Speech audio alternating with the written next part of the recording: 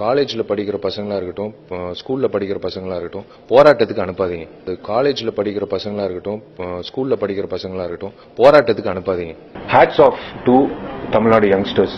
இளைஞர்கள் இந்த போராட்டத்தில் இறங்குறதுனால தான் இதுக்கான தீர்வு கிடைக்கும்.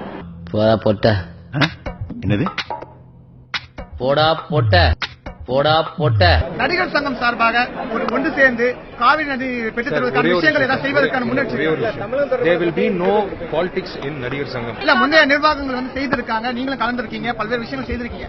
அதே போன்று பொது பிரச்சனைகள் வரும்போது நாங்க வந்து போராட்டத்தில் அவங்களை ஆதரிச்சு, யங்ஸ்டர்ஸ் ஆதரிச்சு நடிகர் சங்கம் வந்து நாங்க இறங்க போறோம். சார் இவன் என்ன பண்ண சார்? உங்க டேக் என்ன ஜல்லிக்கட்டுல? ஒரு தீர்ப்பு கொடுத்ததுக்கு அப்புறம் அதை விமர்சிக்கிறதோ இல்ல அதை பத்தி கருத்துக்கள் சொல்றதோ எனக்கு உண்மையிலேயே உடன்பாடு இல்ல. Have to abide by the law. அது உண்மை.